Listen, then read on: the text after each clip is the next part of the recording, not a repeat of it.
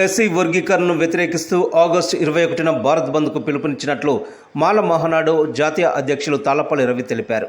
మంగళవారం ఆయన మీడియాతో మాట్లాడుతూ ఎస్సీ ఎస్టీ ఉప వర్గీకరణకు రాష్ట్రాలకు స్వేచ్ఛ కల్పిస్తూ ఇచ్చిన సుప్రీం తీర్పును నిరసిస్తూ బంద్కు పిలుపునివ్వడం జరిగిందన్నారు. ఎస్సీ వర్గీకరణపై సుప్రీం ఇచ్చిన తీర్పును ఉపసంహరించేంత వరకు ఉద్యమిస్తామని చెప్పారు. భారత్ బంద్కు వ్యాపార, వాణిజ్య, విద్యా సంస్థలు సహకరించాలని కోరారు. ఆగస్టు 1వ తారీఖు నాడు ఎస్సీ వర్గీకరణ అంశంపై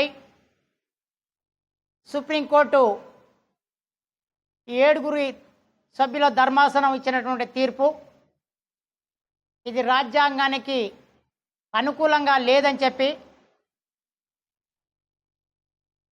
దేశవ్యాప్తంగా 21వ తారీఖు భారత్ బంద్ పిలిపేయడం జరిగింది. ఈ భారత్ బంద్ తెలంగాణ, ఆంధ్రప్రదేశ్ నుంచి చిరంచెప్ అనుకుంటా ఉన్నారు. అది కాదు విషయం.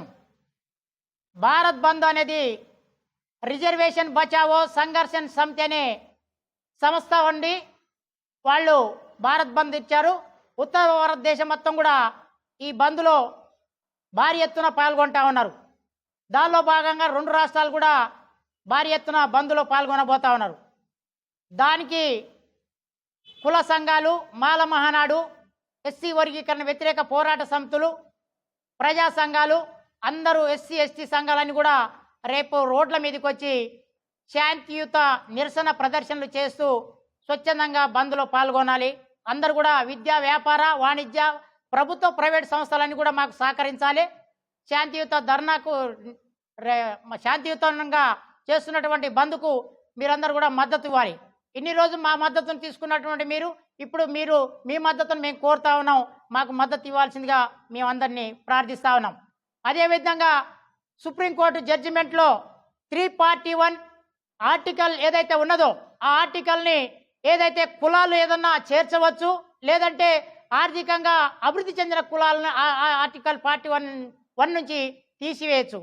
అంతేగాని ఈ రిజర్వేషన్లని పార్లమెంటు ద్వారాగా 1/2/3 మెజార్టీ పార్లమెంట్లో అమెండ్మెంట్ చేసి ఆ బిల్ పెట్టాలి. లేదు 29 రాష్ట్రాలు 2/3 మెజార్టీ ఉంటేనే బిల్ పాస్ అవుతుంది. లేదు అంటే సుప్రీంకోర్టుకి ఈ వర్గీకరణ చేసే అవకాశం వాళ్ళకి లేదు. కాబట్టి పార్లమెంట్లో ఈ బిల్ పాస్ కాలేదు. కాబట్టి ఇప్పుడు రాష్ట్రాలకి వారు ఈ యొక్క వర్గీకరణ అంశాన్ని తీసుకురావడం జరిగింది. రాష్ట్రాలకు వచ్చేసరికి కులగణన చేసి ఏ సామాజిక వర్గం ఎన్ని సీట్లు, ఎన్ని ఉద్యోగాలు, ఎన్ని కాలేజ్ సీట్లు, ఎంతమంది అభివృద్ధి చెందారనే డేటా, ఎంపరికల్ డేటా రావాలి. ఆ డేటా లేకుండా మరి ఈ రాష్ట్రాలు చేయటం వారి వల్ల కాదు. ఇది స్పష్టంగా ఆ జడ్జిమెంట్లో ఉన్నది. మరి జ్వాలా త్రివేది మేడం గారు ఇది వర్గీకరణకి, ఇది భారత రాజ్యాంగానికి వ్యతిరేకంగా ఉన్నది ఈ వర్గీకరణ, దీంట్లో నేను భాగస్వామిని కాదని పక్కకు తప్పుకున్నారు. వారికి జేబీఎంఎల్ తెలియపరుస్తా ఉన్నాం. అదేవిధంగా రేపు బంద్ నిర్వహించబోతున్నటువంటి ఏదైతే ఈ ఎస్సీ వర్గీకరణకు వ్యతిరేకంగా చేస్తున్నటువంటి పోరాటాలు ఎస్సీ ఎస్టీలందరూ కూడా వీరందరికీ కూడా పోలీసు ఎస్ఐ నుంచి ఎస్పీ దాకా రాష్ట్ర ప్రభుత్వాలు, 2 రాష్ట్ర ప్రభుత్వాలు మాకు సహకరించాలి, మాకు పర్మిషన్లు ఇవ్వాలి. మేము శాంతియుత ర్యాలీలు చేస్తాం, శాంతియుతంగా ప్రదర్శనలు చేస్తాం, శాంతియుతంగా బంద్లో పాల్గొంటాం, స్వచ్ఛందంగా పాల్గొంటాం. మాకు ఎక్కడైనా అవాంఛనీయ సంఘటనలు జరిగితే, మీరు మమ్మల్ని ఏడన్నా ఇబ్బందులు పెడితే 2 రాష్ట్ర ప్రభుత్వాలదే బాధ్యత అవుతుందని చెప్పి మేము తెలియపరుస్తా ఉన్నాం.